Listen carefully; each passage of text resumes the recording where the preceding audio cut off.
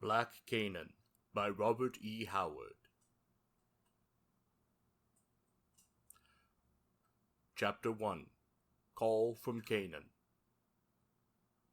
Trouble on Tularosa Creek. A warning to send cold fear among the spine of any man who was raised in that isolated back country, called Canaan, that lies between Tularosa and Black River, to send him racing back to that swamp-bordered region, wherever the word might reach him.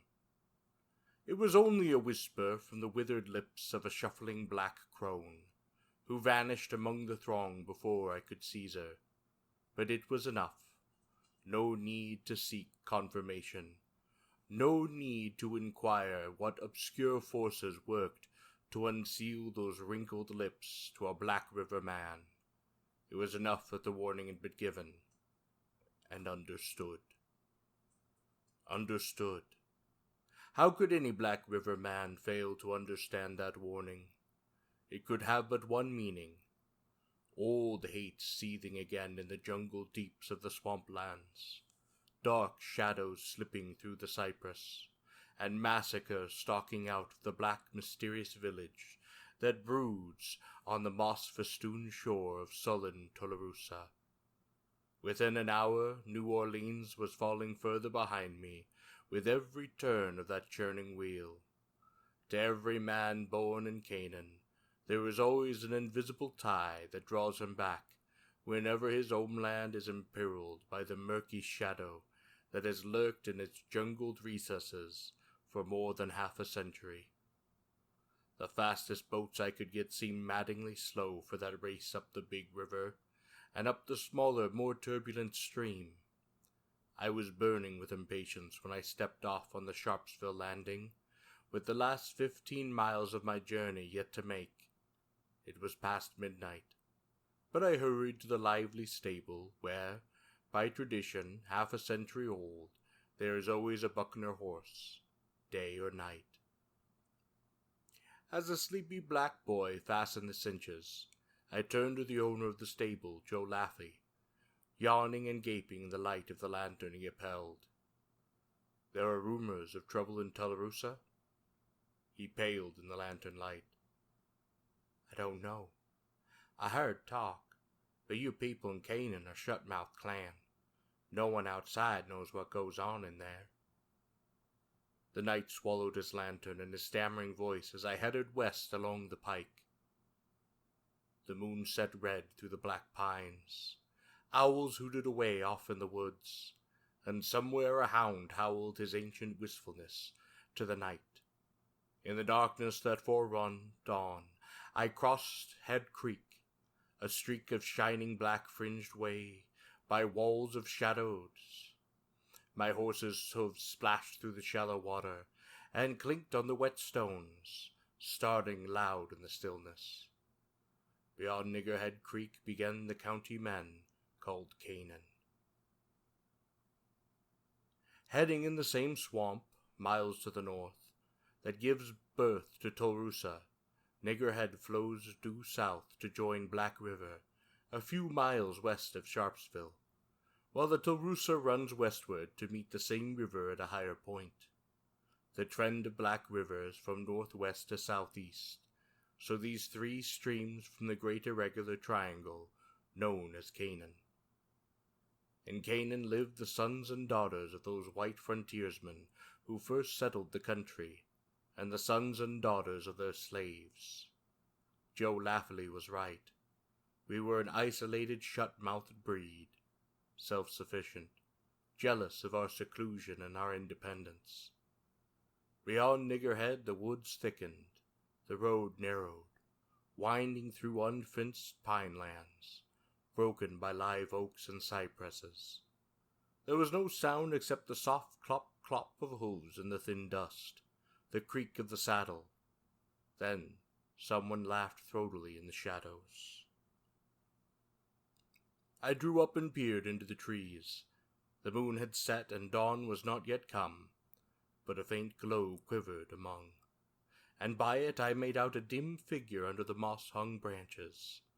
My hand instinctively sought the butt of one of the dueling pistols I wore, and the action brought another low, musical laugh, mocking, yet seductive.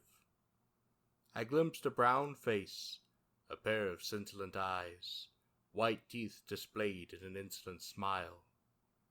"Who the devil are you?" I demanded. "Why do you ride so late, Kirby Buckner?" Taunting laughter bubbled in the voice. The accent was foreign, unfamiliar. A faint negroid twang was there, but it was rich and sensuous as the round body of its owner, and the lustrous pile of dusky hair, a great white blossom, glimmered palely in the darkness. "What are you doing here?" I demanded. "You're a long way from any darky cabin, and you're a stranger to me." "I came to Canaan since you went away," she answered. "My cabin is on the Tulrusa. Now I've lost my way. My poor brother's hurt his leg and cannot walk." "Where's your brother?" I asked uneasily.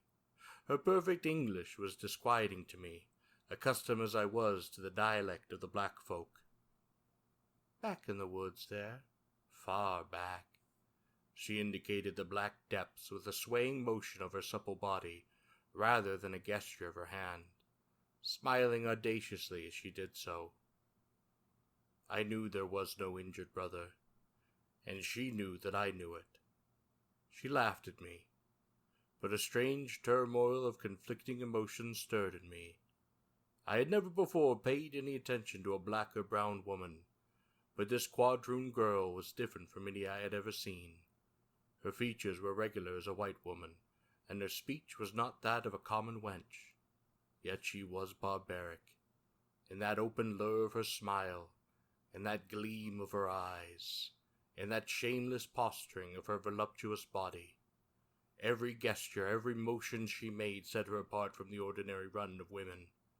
Her beauty was untamed, lawless, meant to madden rather than to soothe, to make men blind and dizzy, to rouse in him all the unreined passions that are his heritage from his ape ancestors. I hardly remember dismounting and tying my horse. My blood pounded suffocatingly through the veins in my temples. I scowled down at her, suspicious yet fascinated. "How do you know my name?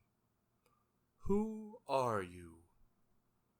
With a provocative laugh, she seized my hand and drew me deeper into the shadows. Fascinated by the lights gleaming in her dark eyes, I was hardly aware of her action. "Who does not know Kirby Buckner?" she laughed. "All the people of Canaan speak you white or black. Come, my poor brother longs to look upon you." And she laughed with a malicious triumph. It was this brazen effrontery that brought me to my senses. Its cynical mockery broke the almost hypnotic spell in which I had fallen. I stopped short, throwing her hand aside and snarling, "What devil's game are you up to, wench?" Instantly that smiling siren changed to a blood-mad jungle cat. Her eyes flamed murderously, her red lips withered in a snarl. She leapt back, crying out shrilly. A rush of bare feet answered her call. The first faint light of dawn struck through the branches, revealing my assailants. 3 gaunt black giants. I saw the gleaming whites of their eyes, their bare glistening teeth, the sheen of the naked steel in their hands. My first bullet crashed through the head of the tallest man, knocking him dead in full stride. My second pistol snapped. The cap had somehow slipped from the nipple. I dashed it into the black face, and as the man fell half-stunned, I whipped out my bowie knife and closed with the other. I parried his stab, and my counterstroke ripped across his belly muscles. He screamed like a swamp panther, and made a wild grab for my knife wrist.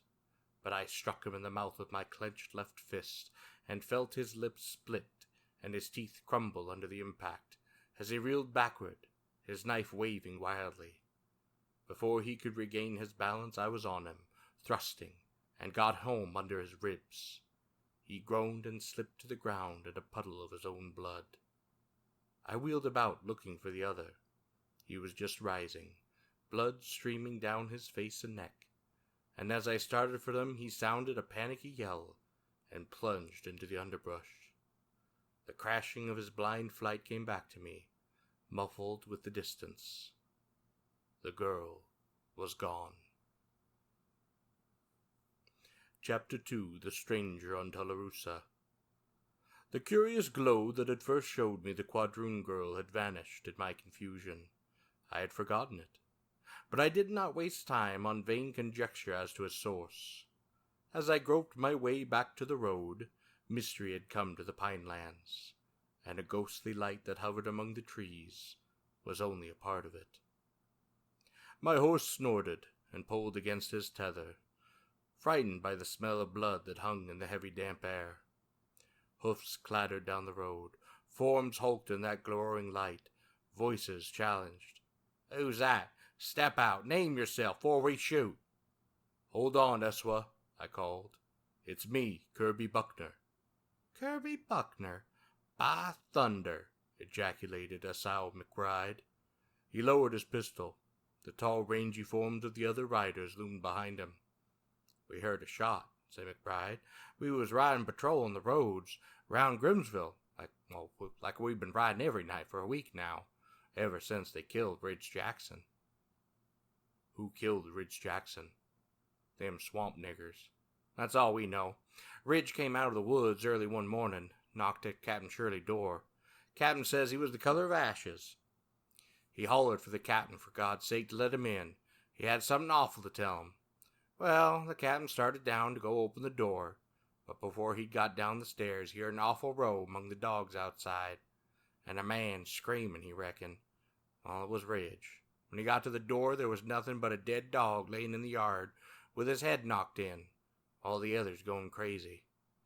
Well, they found Ridge later, out in the pines a few 100 yards from the house.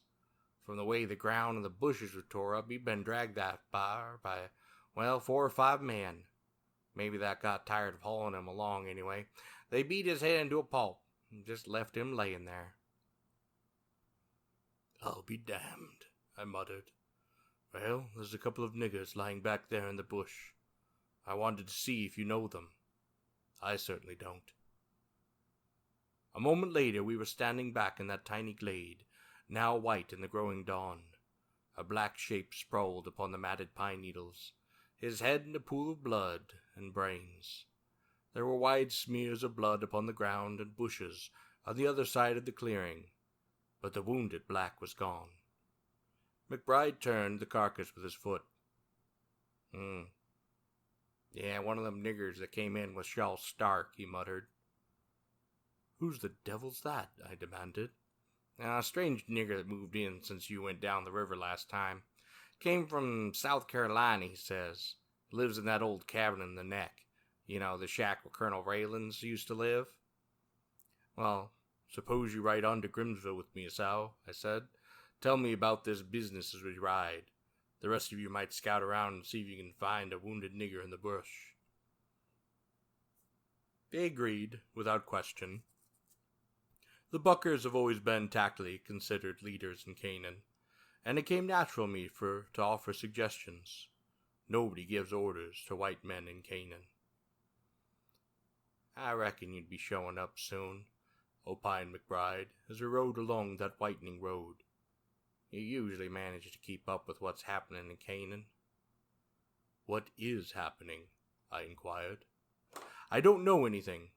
An old black woman dropped me the word in New Orleans that there was trouble. Naturally, I came home as fast as I could, but 3 strange niggers waylaid me." I was curiously disinclined to mention the woman. "And now you tell me somebody killed Ridge Jackson? What's this all about?" "Yeah, them swamp niggers killed Ridge to shut his mouth," announced McBride. "That's the only way to figure it. They must have been close behind him when he knocked on Captain Sorley's door. Well, Ridge worked for Captain Sorley most of his life. He thought a lot of the old man. Some kind of deviltry's been brewing up in them swamps, and Ridge wanted to warn the captain. That's the way I figured it." "Warn him about what?" "We don't really know. That's why we're all on edge. Must be some sort of uprising."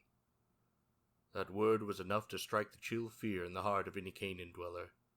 The blacks had risen in 1845, and the red terror of that revolt was not forgotten, nor the 3 lesser rebellions before it.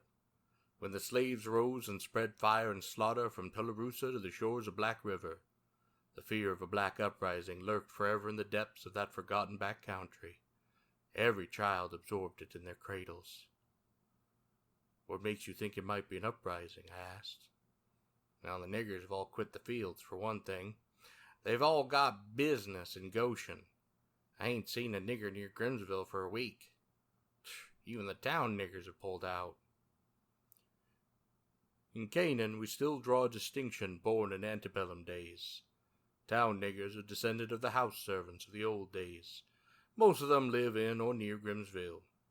There are not many, compared to the mass of swamp niggers, who dwelt on tiny farms along the creeks and the edges of the swamps, or in the black village of Goshen on the Tularosa. They are descendants of the field hands of the other days, untouched by the mellow civilization which refined the natures of the house servants. They remain as primitive as their African ancestors. "Where have the town niggers gone?" I said. "Nobody knows. They lit out about a week ago, probably hiding down under Black River.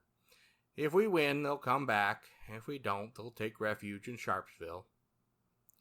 I found this matter-of-factness a bit ghastly, as if the actuality of the uprising were already an assured fact. "Well, what have you done?" I demanded. "Ain't much we could do," he confessed. "Niggers ain't made no open move outside Killin' Ridge, and we couldn't prove who done that, or why they done it. They ain't done nothing but clear out, and that's mighty suspicious. We can't keep from thinking Saul Stark's behind it." "Who is this fellow?" I asked. "Told you all I know already. He got permission to settle in that old deserted cabin on the neck. Great big black devil that talks better English than I like to hear a nigger talk. But he was respectful enough. He had 3 or 4 big South Carolina bucks with him, and a brown wench which he didn't know whether she were his daughter, sister, wife, or what.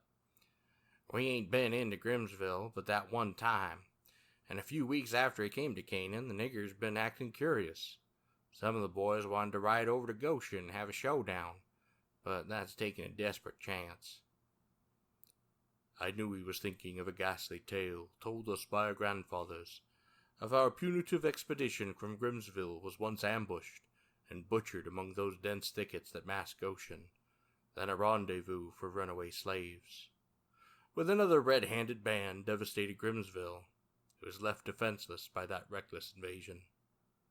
"Well, it might take all that men to get Saul Stark," said McBride, "and we don't dare leave the town unprotected. But we'll soon have to. Hello, what's this?" We'd emerged from the trees and were just entering the village of Grimsville, the community center of the white population of Canaan. It was not pretentious. It was log cabins, neat, whitewashed. They were plentiful enough. Small cottages clustered about big, old-fashioned houses, which sheltered the rude aristocracy of that backwoods democracy. All the planter families lived in town.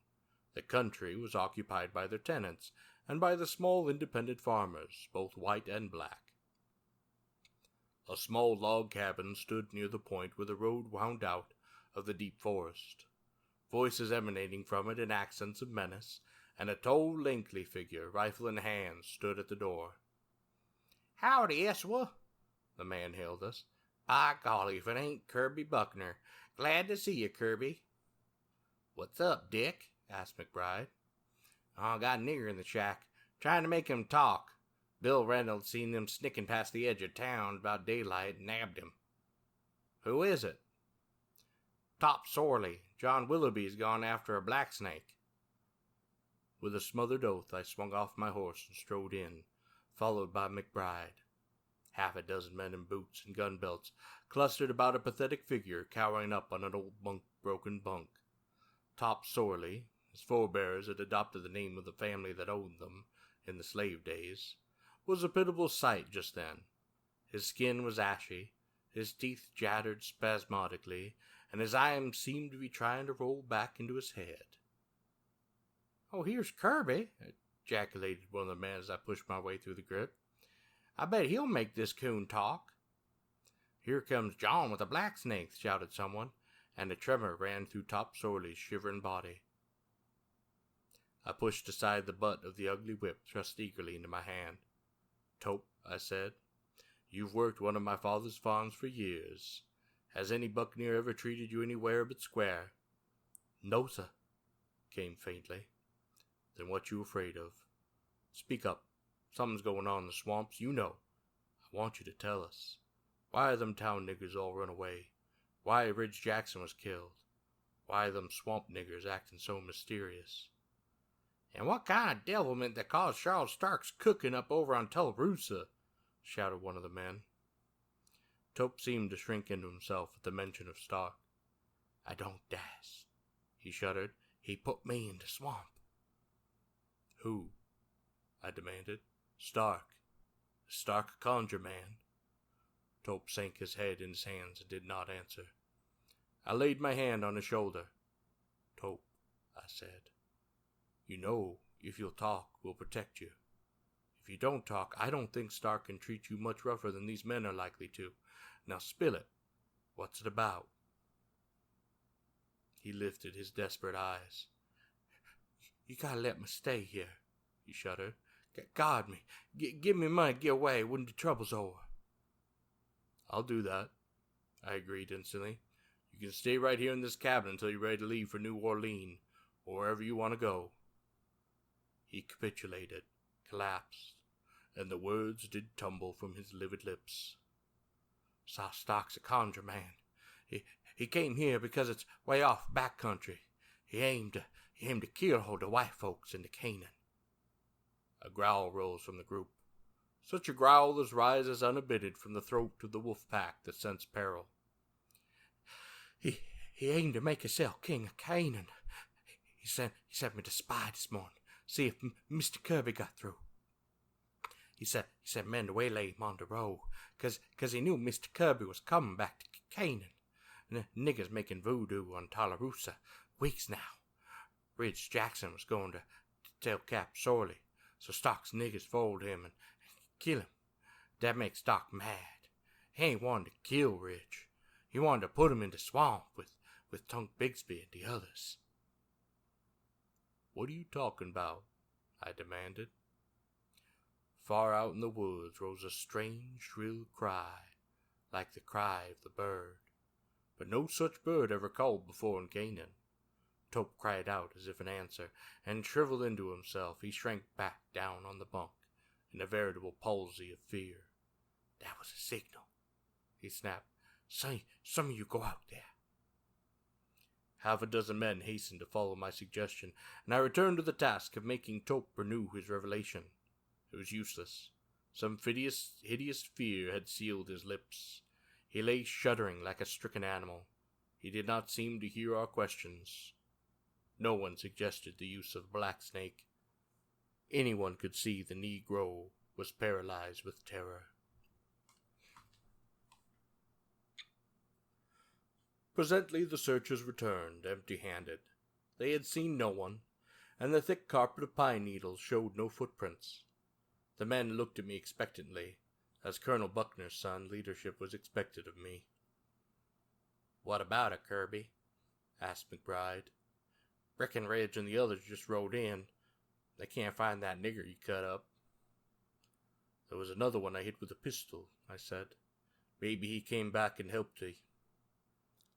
I still could not bring myself to mention that brown girl.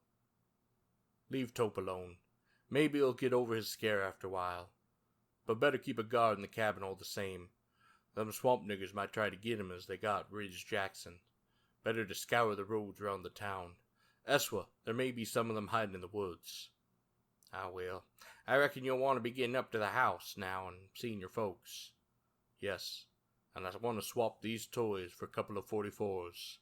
Then I'm going to ride out and tell the country people to come into Grimsville. If there's to be an uprising, well, we don't know when it will commence." "You're not going alone," protested McBride. "I'll be all right. All this may not amount to anything, but it's best to be on the safe side. That's why I'm going after them country folk. No, I don't want anybody to go with me, just in case the niggers do get crazy enough to attack the town. You'll need every man you've got. But if I can get a hold of some of them swamp niggers and talk to them, I don't think there'll be any attack. Oh, you won't get a glimpse of them, McBride predicted.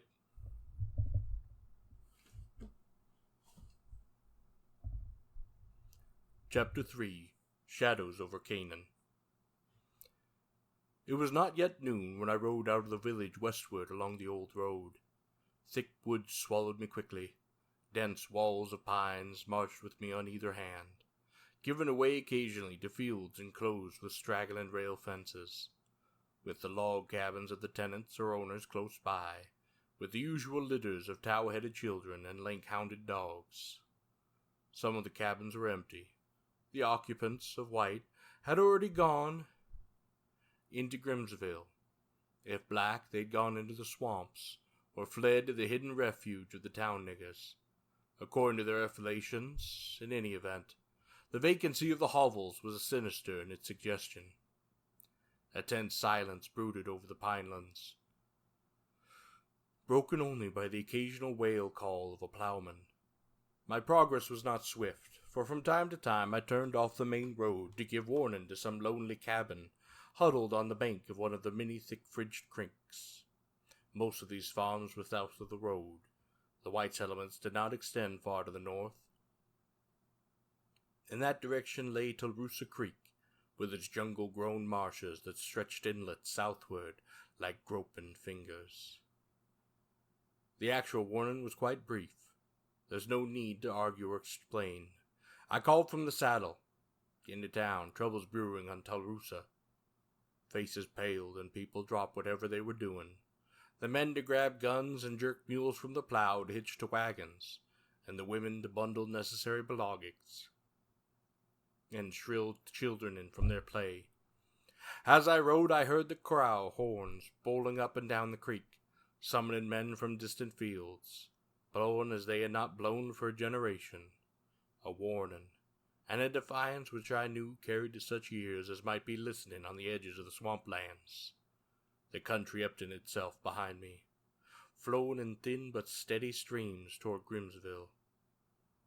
The sun was swinging low among the topmost branches of the pines when I reached the Richardson camp, the westernmost white cabin in Canaan. Beyond it lay the neck, the angle formed by the junction of Tulroosa with Black River, a jungle-like expanse occupied only by scattered Negro huts. Miss Richardson called to me anxiously from the cabin stoop. "Well, Miss Kirby, I'm glad to see you back in Canaan. We've been hearing the horns all evening, Mr. Kirby. What's it mean? It ain't—" "You and Joe better get the children. Light out for Grimsville. Nothing's happened yet, and maybe not, but it's best be on the safe side. People are all going." We'll go right now," she gasped, paling, as she snatched off her apron. "Lord, Mr. Kirby, you reckon they'll cut us off before we can get to town?" I shook my head. "They'll strike at night, if at all. We're just playing safe. Probably nothing'll come of it." "I bet you're wrong there," she predicted, scurrying about in desperate activity. "I've been hearing a drum beating off toward Saul Stark's cabin. Oh, off and on. About a week now. They beat drums back in the big uprising. My pappy told me about it many the time. Them niggers skinned his brother alive. The horns was blowing all up and down the creeks, and the drums was beating louder than the horns could blow. You'll be riding back with us, won't you, Mr. Kirby?" "No. I'm going to scout down along the trail a piece." "Don't go too far. You're liable to run into old Saul Stark and his devils. Lord, where is that man? Joe! Joe!" As I rode down the trail, her shrill voice followed me, thin-edged with fear. Beyond the Richardson farm, pines gave way to live oaks. The underbrush grew ranker, a scent of rotting vegetation impregnating that fitful breeze. Occasionally I sighted a nigger hut, half hidden under the trees, but always it stood silent and deserted. Empty nigger cabins meant but one thing. The blacks were collecting at Goshen, some miles to the east upon the Tallapoosa, and that gathering, too, could have but one meaning. My goal was Saul Stark's hut. My attention had been formed when I heard Tope Sorley's incoherent tale. There could be no doubt that Saul Stark was the dominant figure in this web of mystery. With Saul Stark I meant to deal. That I might be risking my life was a chance my man must have taken, who assumes the responsibility of leadership. The sun slanted through the lower branches of the cypress. When I reached it, a log cabin set against a background of gloomy tropical jungle. A few steps beyond it began the uninhabited swamp, in which Tallapoosa emptied its murky current into Black River. A reek of decay hung in the air. Gray moss bearded the trees, and poisonous vines twisted in rank tangles. I called out, "Stark! Saul Stark! Come out here." There was no answer. A primitive silence hovered over that tiny clearing. I dismounted. I tied my horse and approached that crude, heavy door. Perhaps this cabin held a clue to the mystery of Saul Stark. At least it doubtless contained the implements and paraphernalia of his noisome craft.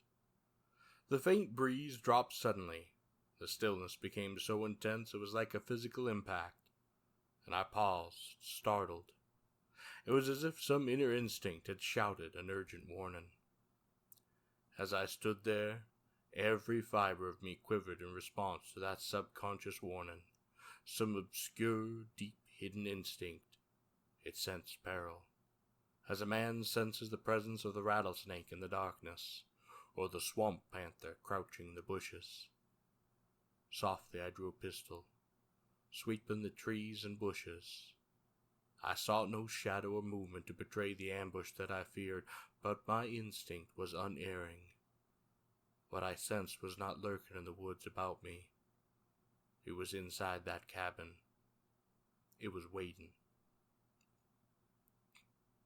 Trying to shake off the feeling, and irked by a vague half-memory that kept twitching at the back of my brain, I again advanced, and again I stopped short. 1 foot on that tiny stoop, and a hand half advanced to pull open that door. A chill shivering swept over me, a sensation like that which shakes a man to whom a flicker of lightning has revealed a black abyss into which another blind step would have hurled him. For the first time in my life, I felt the meaning of fear. I knew what black horror lurked in that sullen cabin under that moss-bearded cypress, a horror against which every primitive instinct that was in my heritage cried out in panic. And that instant half-memory, it woke suddenly. It was the memory of a story of how voodoo men leave their huts guarded in the absence by a powerful juju spirit to deal madness and death to that intruder. White men ascribe such deaths to superstitious fright and hypnotic suggestion, but in that instant I understood my sense of lurking peril. I comprehended the horror that breathed like an invisible mist from that accursed hut.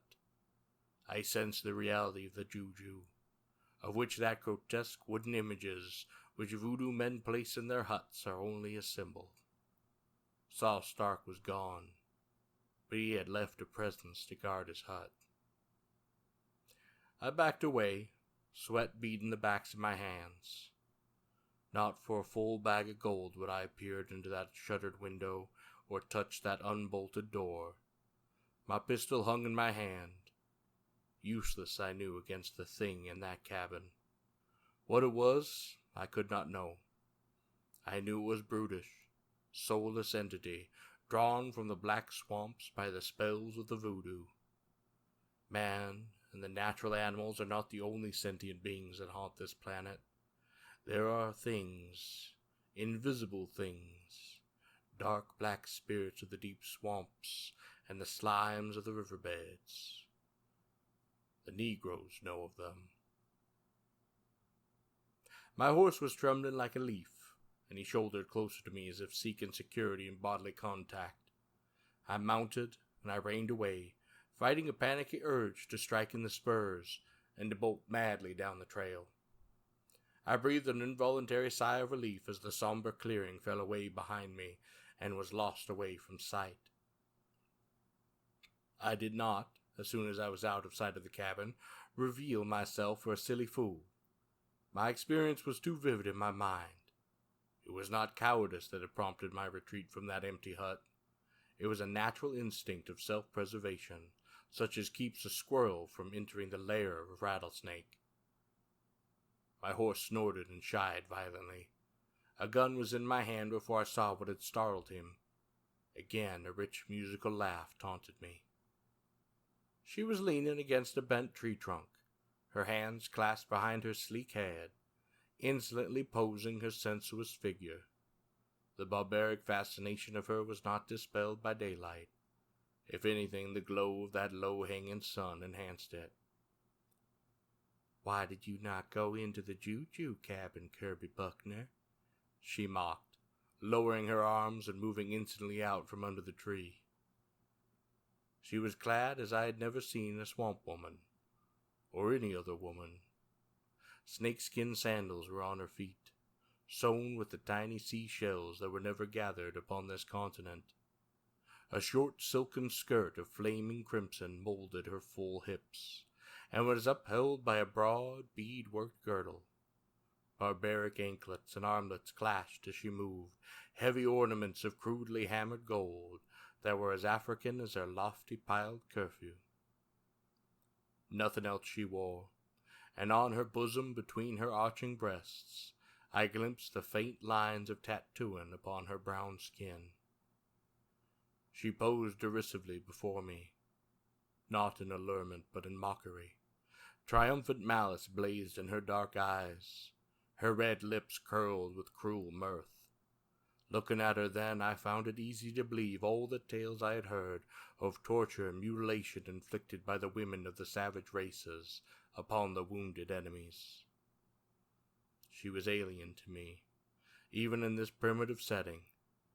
She needed a grimmer, more bestial background, a background of steaming jungle, reeking black swamps, flaring fires, and cannibal feasts, and those bloody altars of the abysmal tribal gods. Kirby Buckner. She seemed to caress the syllables with her red tongue, yet the very intonation was an obscene insult. Why did you not enter Saul Stark's cabin? It wasn't locked. Did you fear what you might see there? Did you fear you might come out with your hair white like an old man's, and the drooling lips of an imbecile? What's in the hut? She laughed in my face, and snapped her fingers with a peculiar gesture.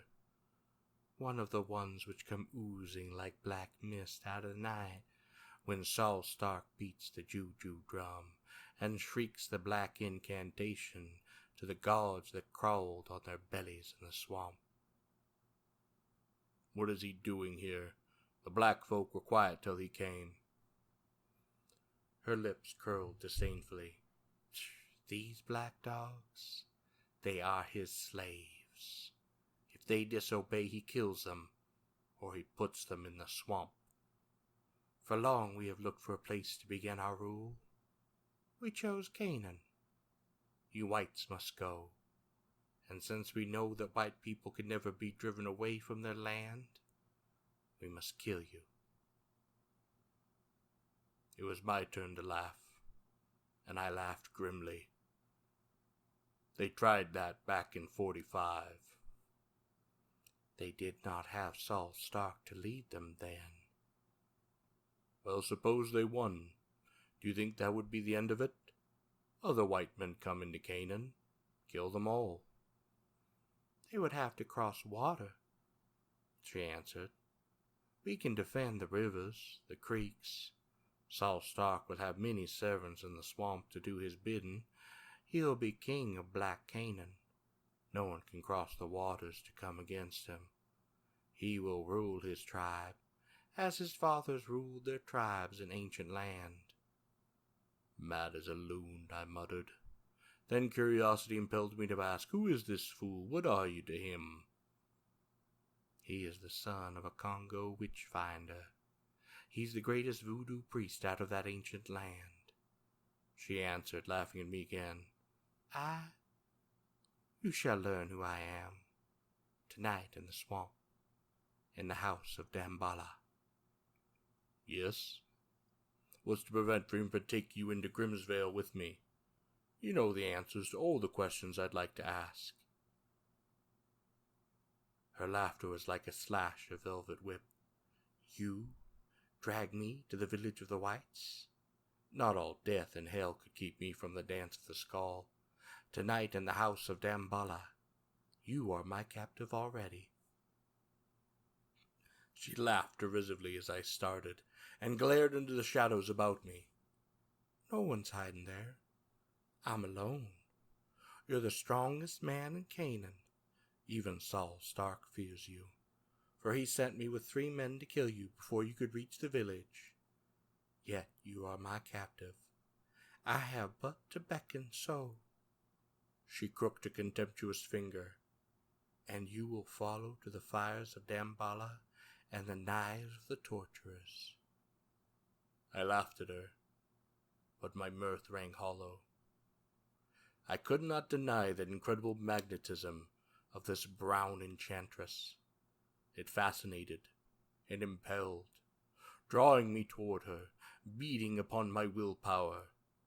I could not fail to recognize it any more than I could fail to recognize the peril in the Juju hut.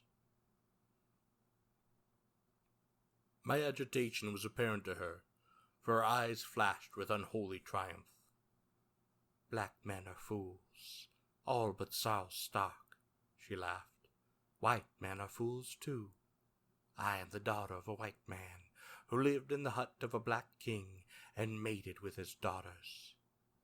I know the strength of white men and their weakness. I failed last night when I met you in the woods, but now I cannot fail." Savage exultation thrummed in her voice. "By the blood in your veins I have snared you. The knife of the man you killed scratched your hand. 7 drops of blood that fell on the pine needles have given me your soul. I took that blood, and Saul Stark gave me the man who ran away. Saul Stark hates cowards. With his hot, quivering heat and 7 drops of your blood, Kirby Buckner, deep in the swamps I have made such magic as none but a bride of Damballa can make. Already you feel its urge. Oh, you are strong. The man you fought with a knife died less than an hour later. But you cannot fight me. Your blood makes you my slave. I have put conjurement upon you." By heaven, it was not mere madness she was mouthing. Hypnotism, magic, call it what you will. I felt its onslaught upon my brain and will, a blind, senseless impulse that seemed to be rushing me against my will to the brink of some nameless abyss. "I have made a charm you cannot resist," she cried. "When I call you, you will come, and to the deep swamps you will follow me. You will see the dance of the skull. You will see the doom of a poor fool who sought to betray Saul Stark, who dreamed he could resist the call of Damballa when it came. Into the swamp he goes tonight, with Trunk Bixby and the other 4 fools who oppose Saul Stark. You'll see that. You shall know and understand your own doom, and when you too shall go into the swamp, into darkness and silence deep as the darkness of nighted Africa. But before the darkness engulfs you, there will be sharp knives and little fires. Oh, you will scream for death, even for the death that is beyond death." With a choking cry, I whipped out my pistol. I leveled it full at her breast. It was cocked. My finger was on the trigger. At this range I could not miss. She looked full into that black muzzle and laughed. Laughed and laughed and laughed, in wild peals that froze that blood in my veins. I sat there, like an image, pointing a pistol I could not fire. A frightful paralysis gripped me. I knew with numbing certainty that my life depended on the pull of that trigger, but I could not crook my finger. Not through every muscle in my body quivered with the effort and sweat that broke out on my face in clammy beads. She ceased laughing then, and stood looking at me in a manner most indescribably sinister. "You cannot shoot me, Kirby Buckner," she said quietly. "I have your soul. You cannot understand my power, but it has ensnared you. It is the lure of the bride of Damballa, the blood I have mixed with the mystic waters of Africa, drawing the blood in your veins. Tonight you will come to me in the house of Damballa." "You lie." My voice was an unnatural croak, bursting from my dry lips. "You hypnotized me, you she-devil. I can't pull this trigger, but you can't drag me across the swamps to you." "It's you who lie," she returned calmly. "You know you lie." "Ride back toward Grimsville or wherever you will, Kirby Buckner. But when the sun sets and the black shadows crawl, you will see me beckoning you, and you will follow. Long I have planned your doom, Kirby Buckner, since first I heard the white man of Canaan talking of you. It was I who sent the word down the river that brought you back to Canaan. Not even Saul Stalker knows of my plans for you. At dawn, Grimsville shall go up in flames. The heads of the white men will be tossed in the blood-running streets. But tonight is the night of Damballa, and a white sacrifice shall be given to black gods. Hidden among the trees you shall watch the dance of the skull, and then I shall call you forth to die. Now go, fool, run as far and fast as you will. At sunset, wherever you are, you will turn your footsteps toward the house of Damballa." And with the spring of a panther she was gone into the thick brush. As she vanished, the strange paralysis dropped from me, and with a grasped oath I fired blindly after her. Only mocking laughter floated back at me. In a panic I wrenched my horse about. I spurred him down the trail. Reason and logic momentarily left from my brain, leaving me in the grasp of blind, primitive fear. I had confronted sorcery beyond my power to resist. I had felt my wit mastered by the mesmerism in the brown woman's eyes, and now one driving urge overwhelmed me. A wild desire to cover as much distance as I could before that low-hanging sun dipped below the horizon, and the black shadows came crawling from the swamps. Yet I knew I could not outrun that grisly spectre that menaced me. I was like a man fleeing in a nightmare, trying to escape from a monstrous phantom, which kept pace with me, despite my own desperate speed. I had not reached the Richardson cabin, when above the drumming of my flight I heard the clop of hooves ahead of me. An instant later, sweeping around a kink in the trail, I almost rode down a tall, lanky man and an equally gaunt horse. He yelped and dodged back as I jerked my horse to his haunches, my pistol presented at his breath.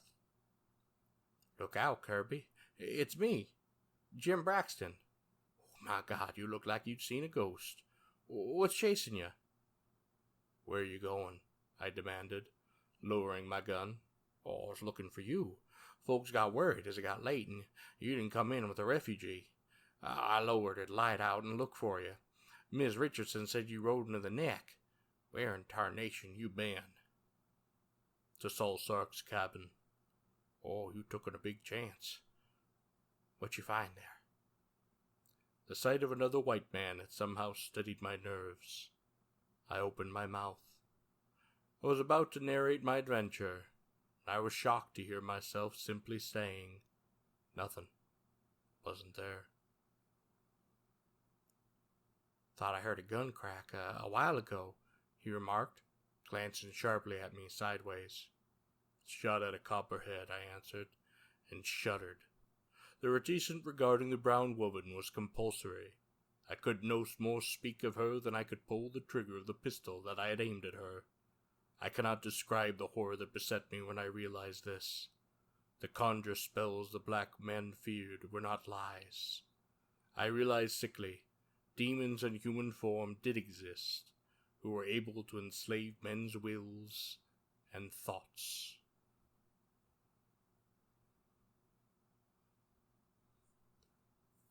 Braxton was eyeing me strangely.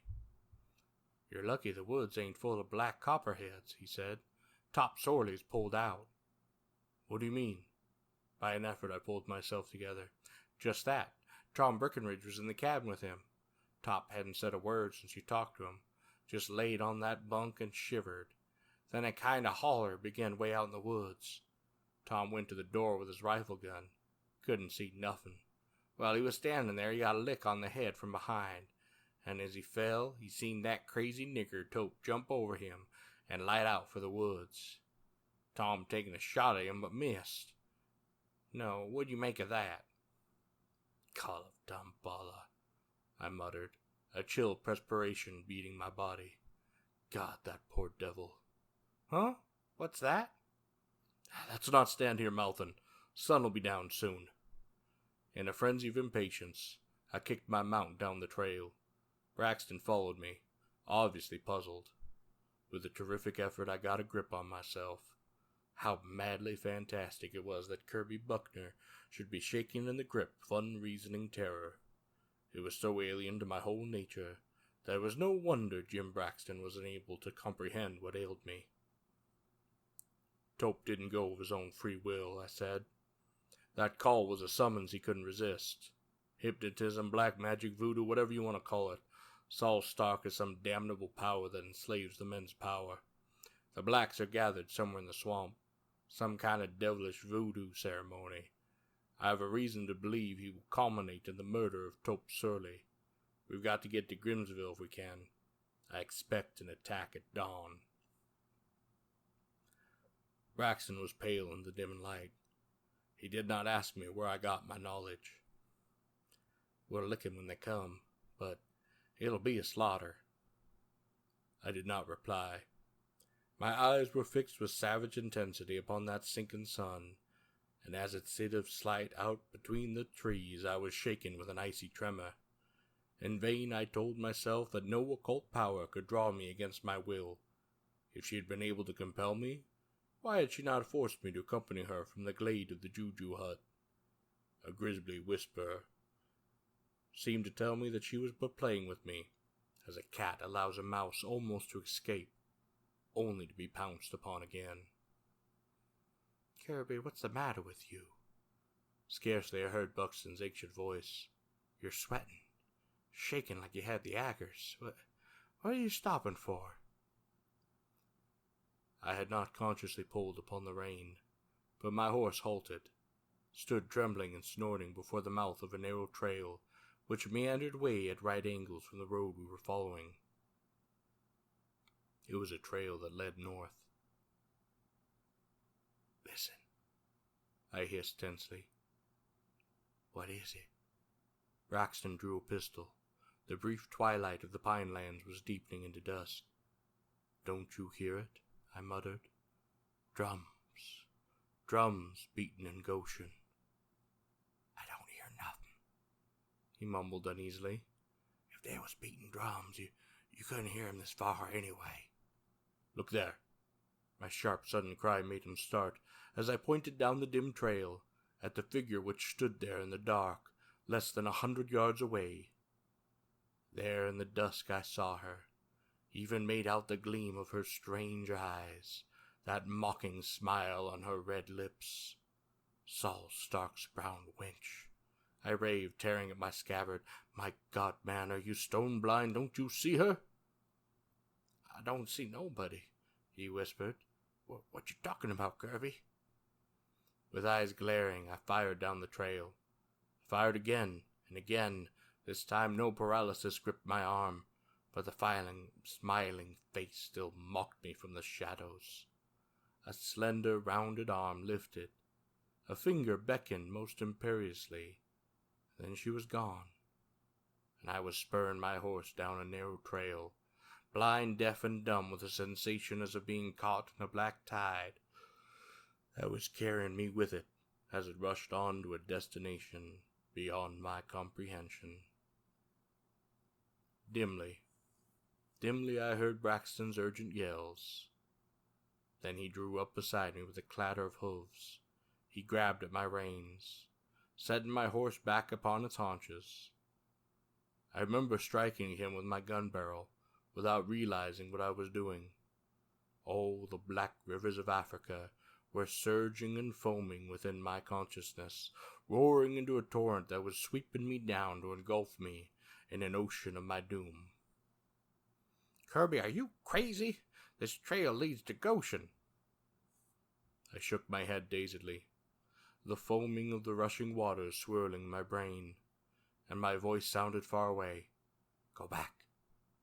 Ride for Grimsvale. I'm going to Goshen." "Kirby, you're mad. Mad or sane, I'm going to Goshen this night." I answered dully. I was fully conscious. I knew what I was saying, and what I was doing. I realized the incredible folly of my action. I realized my inability to help myself. Some poor shred of sanity impelled me to try to conceal the grisly tooth from my companion, to offer some rational reason for my madness. "Saul Stark's in Goshen. He's the one who's responsible for all this. I'm gonna kill him. I'll stop the uprising before it starts." He was trembling like a man with ague. Then I'm going with you." "No. You gotta get to Grimsvale. Warn him." I insisted, holding on to my sanity, but feeling a strong urge begin to seize me, an irresistible urge to once more be in motion, to be riding in the direction toward which I was so horribly drawn. "They'll be on guard," he says stubbornly. They won't need my warning. I'm going with you. I don't know what's got into you, but I ain't going to let you die alone along these black woods." I didn't argue. I couldn't. The blind rivers were already sweeping me on, down the trail, dim in the dusk. I glimpsed a supple figure, caught the gleam of uncanny eyes, the crook of a lifted finger.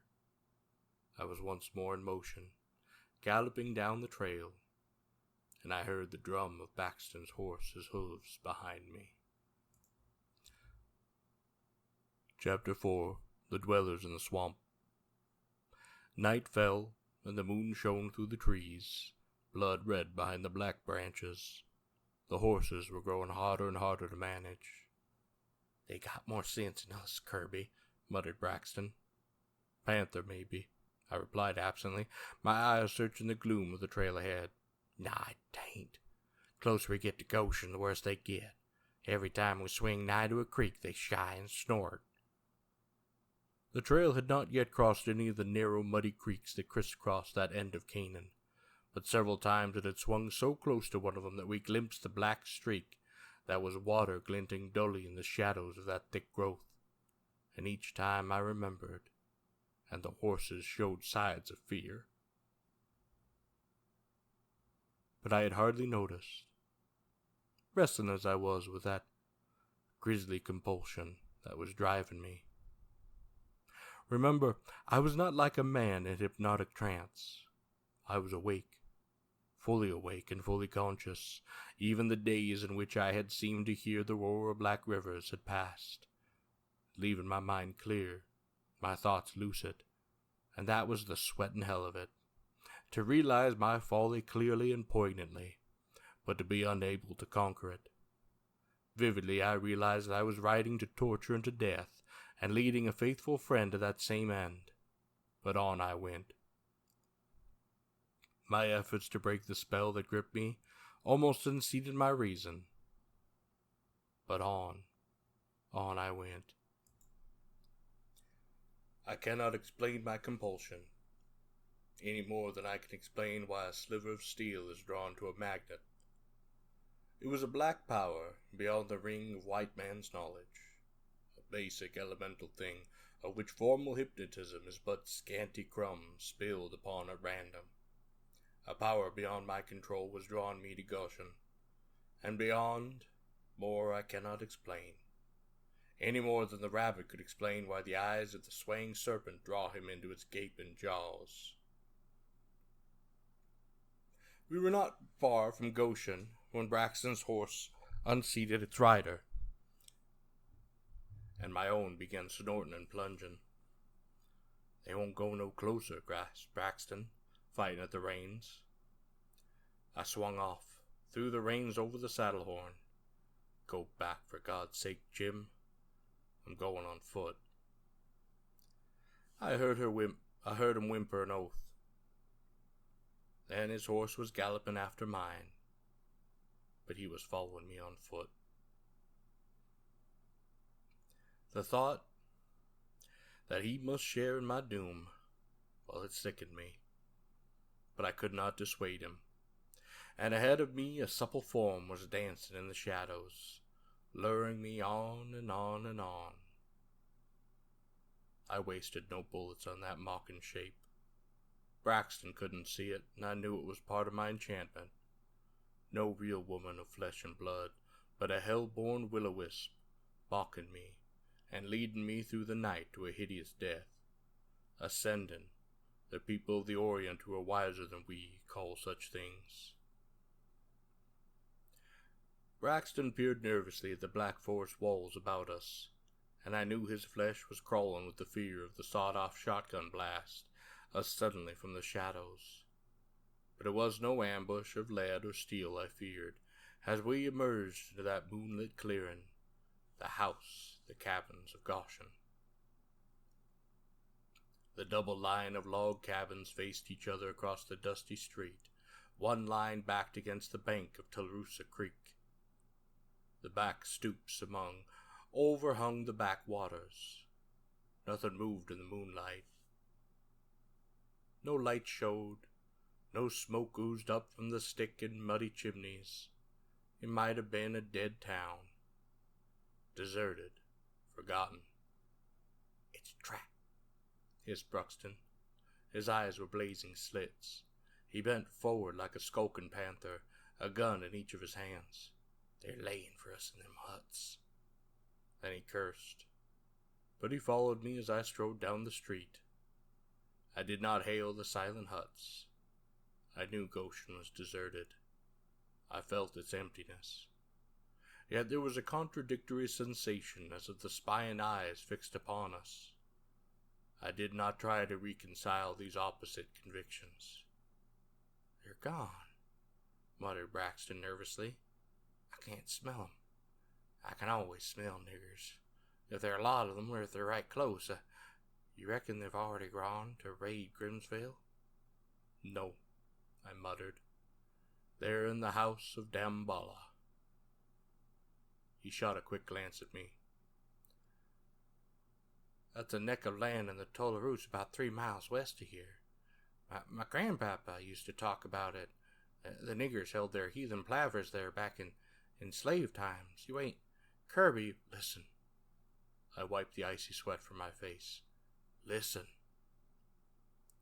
Through the black woodlands, the faint throb of a drum whispered upon the wind that glided up the shadowy reaches of the Tularosa. Braxton shivered.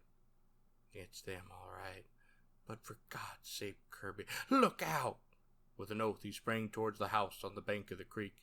I was after him just in time to glimpse a dark, clumsy object, scrambling or tumbling down the sloping bank into the water. Braxton threw up his long pistol and lowered it with a baffled curse. A faint splash marked the disappearance of the creature, the shiny black surface crinkling with spreading ripples. "What was it?" I demanded. "A nigger, on his all fours." Braxton's face was strangely pallid in the moonlight. He was crouched between them cabins there, watching us. It could have been an alligator. What a mystery is the human mind. I was arguing for sanity and logic, I, the blind victim of a compulsion beyond sanity and logic. A nigger would have to come up for air. He swam under the water, came up in the shade of the bush where he couldn't see him. Now he'll go warn Saul Stark. Never mind.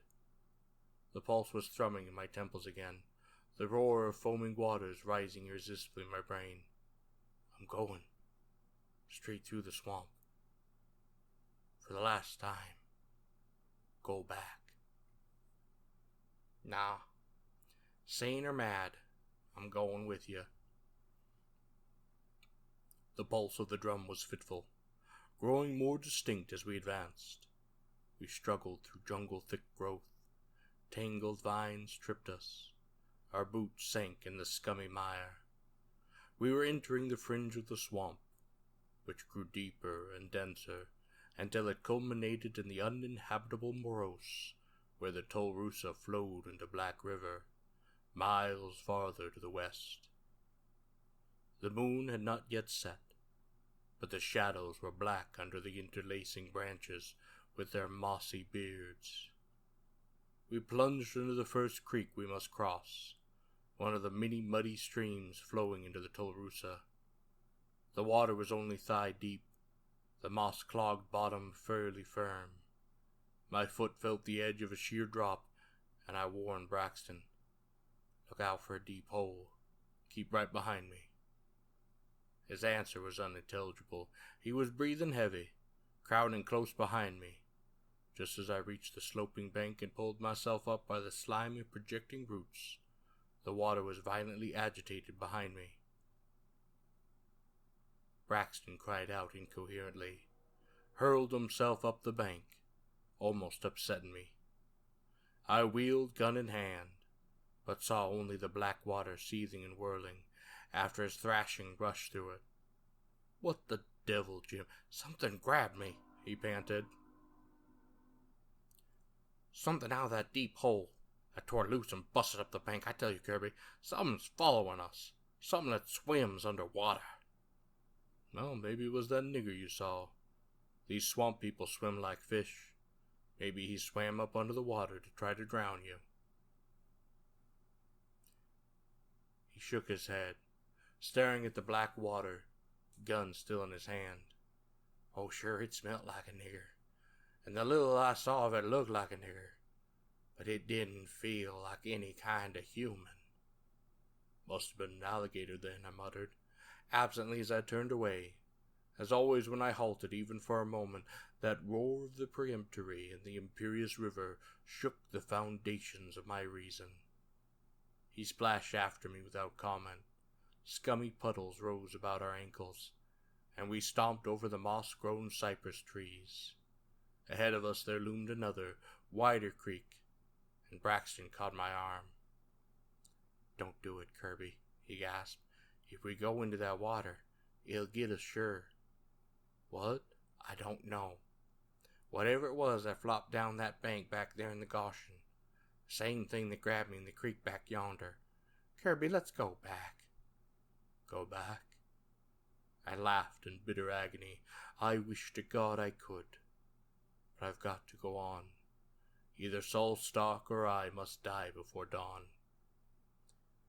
He licked his dry lips and he whispered, "Go on then. Go on. I'm with you. Come heaven or hell." He thrust his pistols back into their scabbards and drew a long, keen knife from his boot. "Go on." I climbed down that sloping bank and splashed into the water that rose to my hips. The cypress.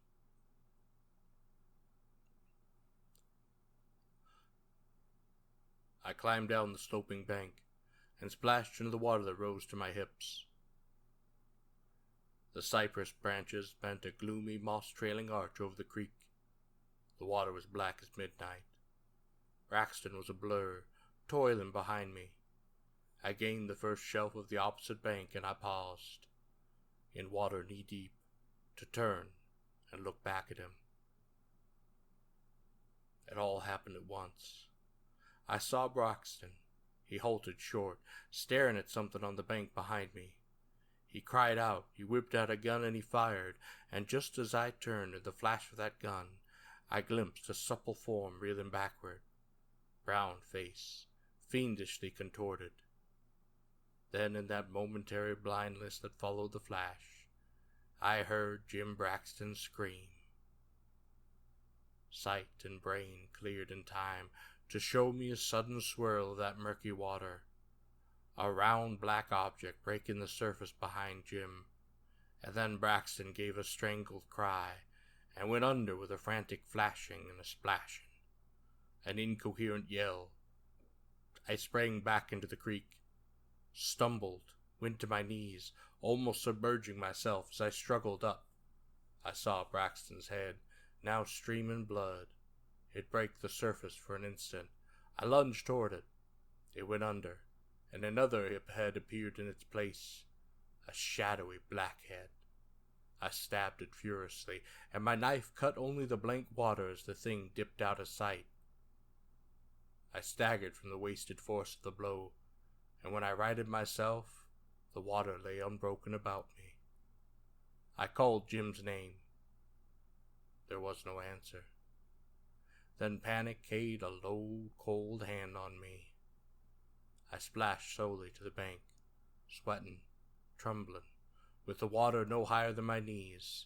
I halted and I waited, for I knew not what. But presently, down the creek a short distance, I made out a vague object, lying in the shallow water near the shore. I waded to it, through that clinging mud and those crawling vines. It was Jim Braxton. He was dead. It was not the wound in his head which had killed him. Probably he had struck a submerged rock when he was dragged under. It was the marks of the strangling fingers showing black upon his throat. At that sight, a nameless horror oozed out of the black swamp water, and coiled itself clammily about my soul. No human fingers matched the marks such as those. I had seen a head rise in the water, a head that looked like that of a Negro, though the features had been indistinct in the darkness. But no man, white or black, ever possessed the fingers that had crushed the life out of Jim Braxton.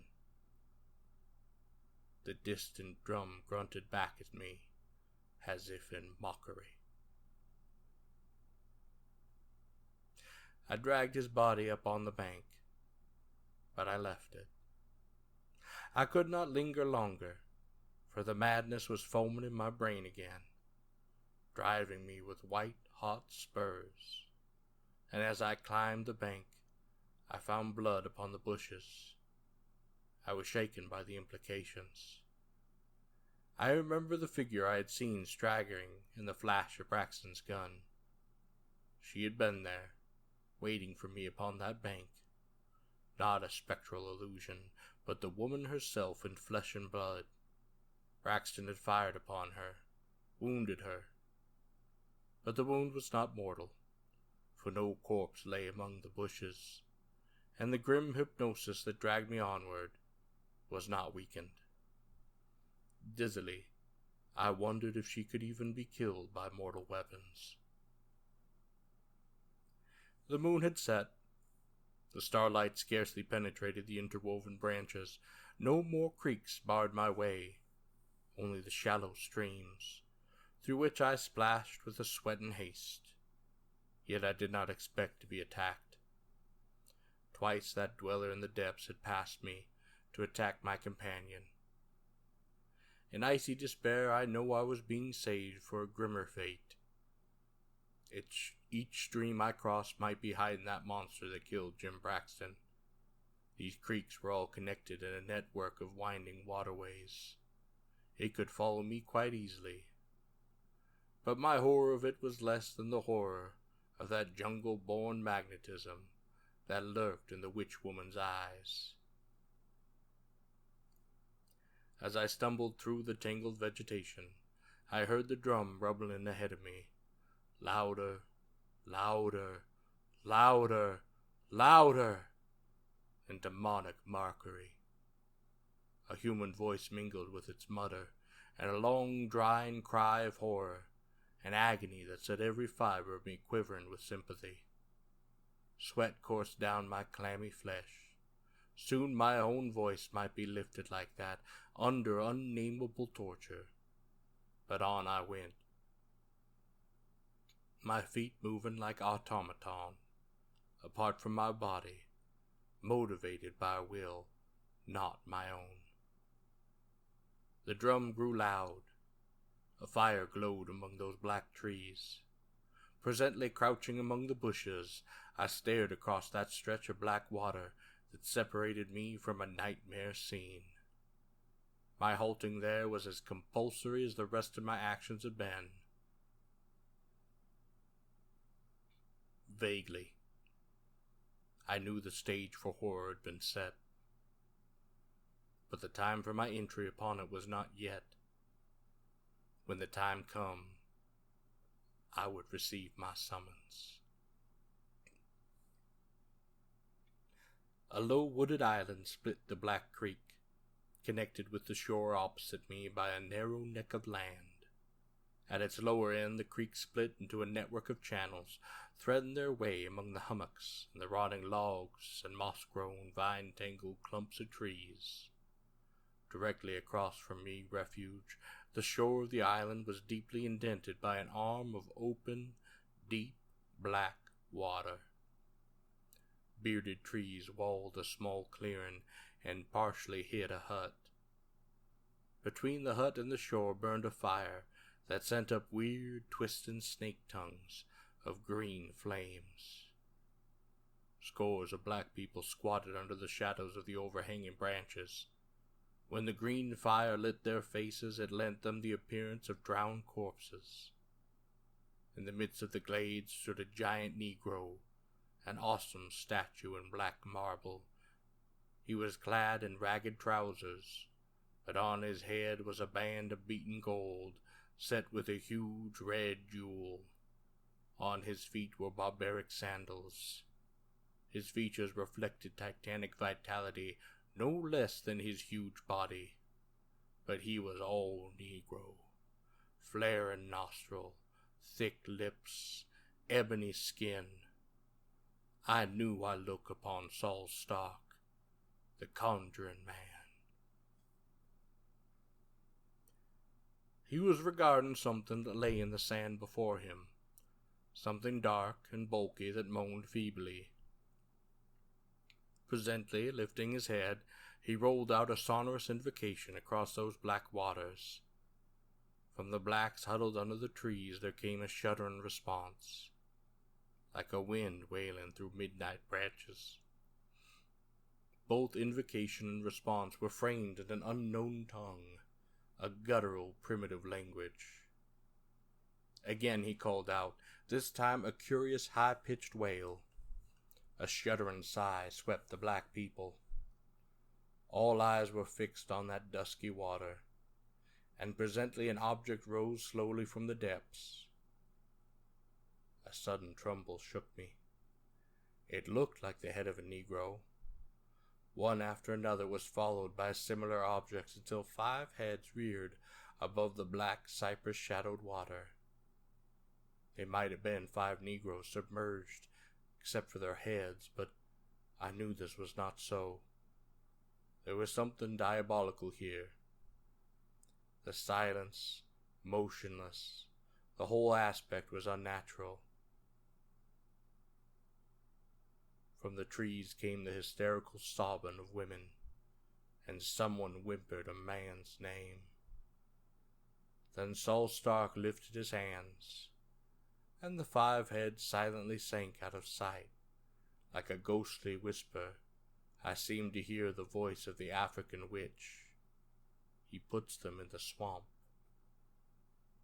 Stark's deep voice rolled out across that narrow water. And now, the dance of the skull, to make the conjure sure.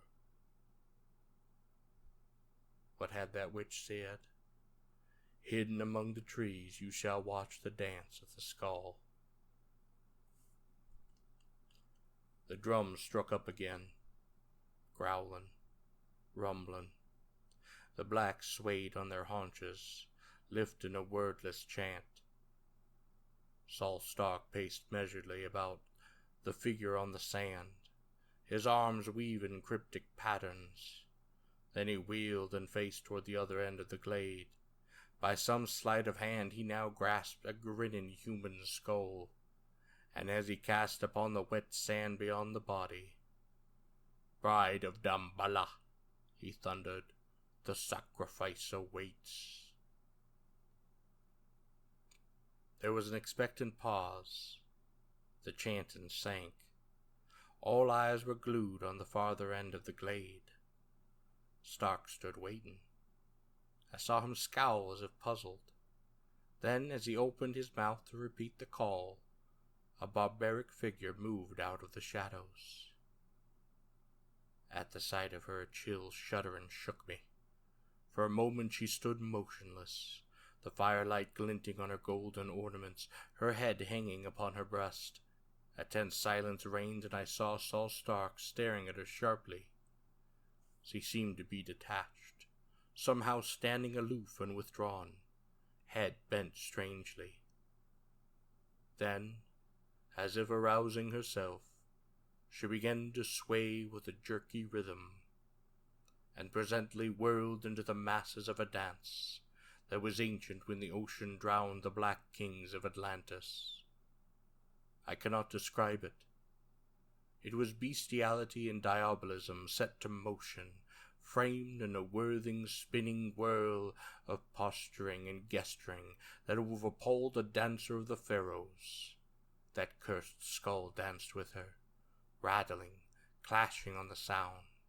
It bounded and spun like a living thing, in time with her lips and her prancing. But there was something amiss. I sensed it. Her arms hung limp, her drooping head swayed, her legs bent and faltered, making her lurch drunkenly and out of time. A murmur rose from the people. Bewilderment etched Saul Stark's black countenance, for the domination of a conjuring man is the thing hinged on a hair trigger. Any trifling dislocation or formula of ritual may disrupt the whole web of his enchantment. As for me, I felt the perspiration freeze upon my flesh as I watched that grisly dance. The unseen shackles that bound me to that gyrating she-devil were strangling, crushing me. I knew she was approaching a climax, when she would summon me from my hiding place, to wade through those black waters to the house of Damballa, and to my doom. She whirled to a floating stop.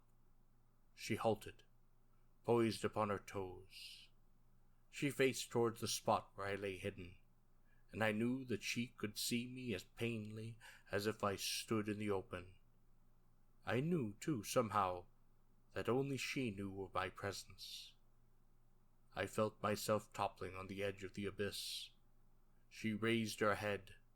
I saw the flame of her eyes even at that distance. Her face was lit with awful triumph. Slowly she raised her hand, and I felt my limbs begin to jerk in response to that terrible magnetism.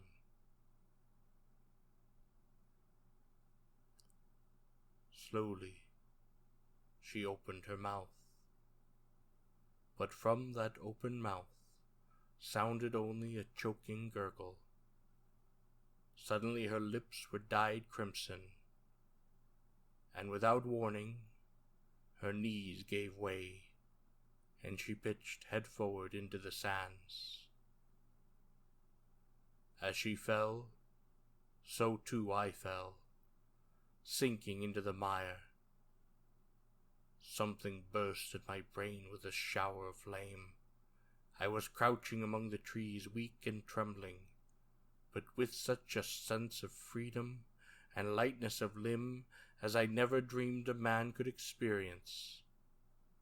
The black spell that gripped me was broken. That foul incubus lifted from my soul. It was as if light had burst upon the night blacker than African midnight. At the fall of the girl, a wild cry arose from the blacks. They sprang up, trembling upon the verge of panic. I saw their rolling white eyeballs, their bared teeth glistening in the firelight. Saul Stark had worked their primitive nature up to a pitch of madness, meaning to turn this frenzy at the proper time into a fury of battle. It could as easily turn into hysteria of terror. Stark shouted sharply at them. But just then the girl, in a last convulsion, rolled over on the wet sand. The firelight shone on a round hole right between her breasts. It still oozed her crimson blood. Jim Braxton's bullet had found its mark.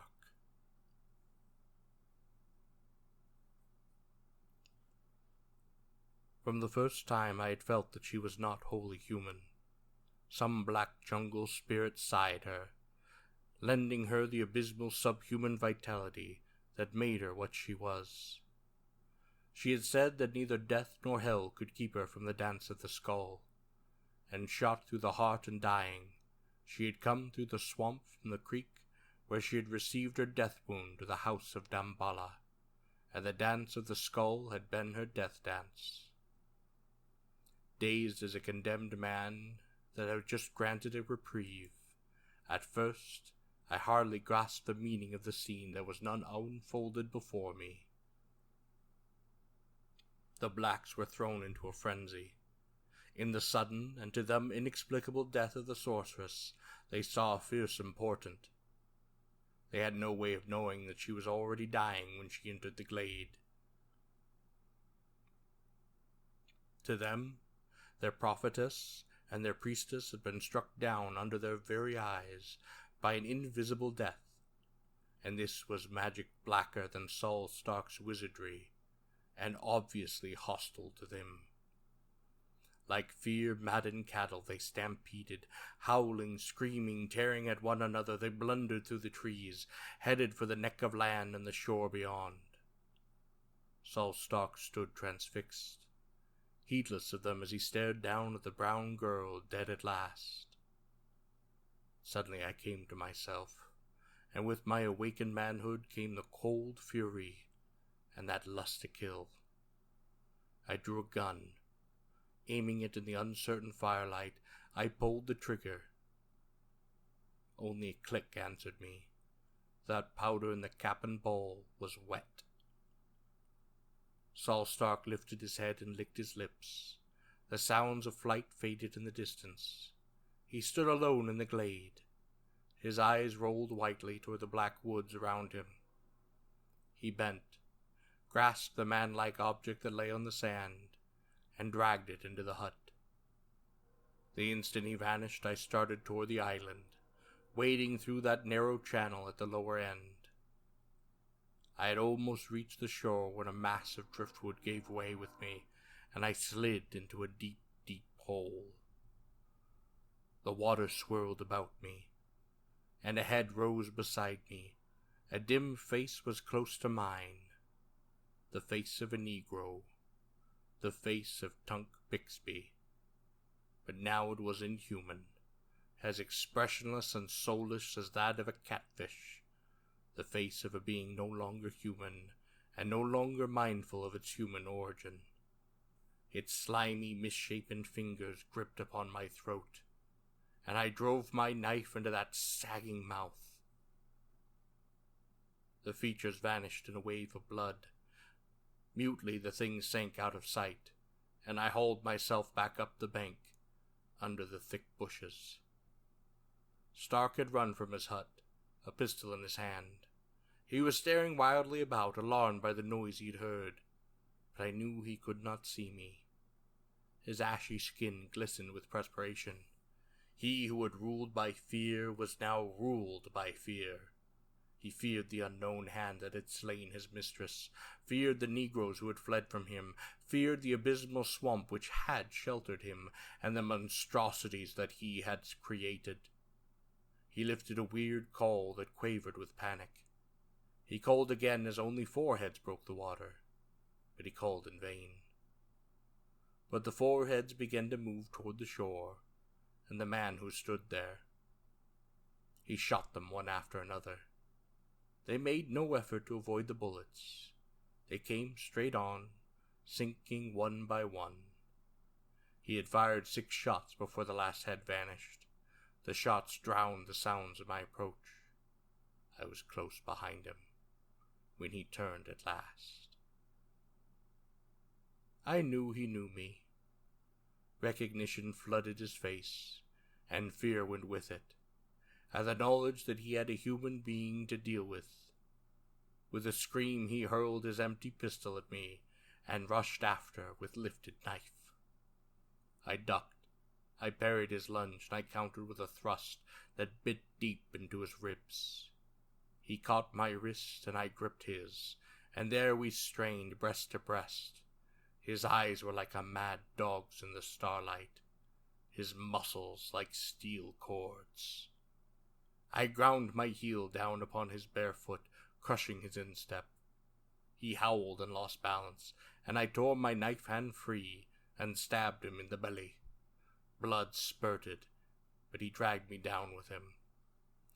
I jerked loose and rose, just as he pulled himself up on his elbow, and hurled his knife. It sang past my ear, and I stamped down upon his breast, his ribs caving under my heel. In a red killing haze I knelt. I jerked back his head, and I cut his throat from ear to ear. There was a pouch of dry powder in his belt. Before I moved further, I reloaded my pistols. Then I went into the hut with a torch. And there I understood the doom the brown witch had meant for me. Toop sorely lay moaning on a bunk. The transmutation was to make him a mindless, soulless semi-human, a dweller in the water, and it was not yet complete. But his mind was gone. Some of the physical changes had been made, but what godless sorcery out of Africa's black abyss, I have no wish to know. His body was become rounded, elongated, his legs dwarfed, his feet flattened and broad, his fingers horribly long and webbed. His neck was inches longer than it should be. His features were not altered, but the expression was no more human than that of a great fish.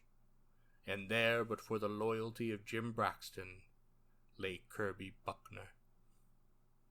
I placed my pistol muzzle against Tope's head in grim mercy, and I pulled that trigger. So the nightmare closed. I will not drag out this grisly narration. The white people of Canaan never found anything upon that island, except the bodies of Saul Stark and the brown woman. They think to this day that a swamp Negro killed Jam Braxton, after he had killed the brown woman, and that I broke up the threatening uprising by simply killing Saul Stark. I let them think it. They'll never know the shapes the black water of Tolosa hides. That is a secret I share with the cowed and tower-haunted black people of Goshen, and if neither they nor I will ever speak of it again.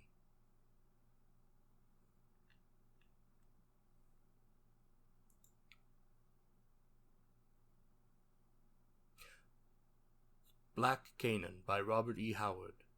A tale of the southern swamps and voodoo, brought from the blackest of Africa, a spine-freezing, blood-chilling story of a beautiful quadroon girl who wielded bitter magic. Transcriber's note: this extent was produced from the Wheeled Tales, 1936.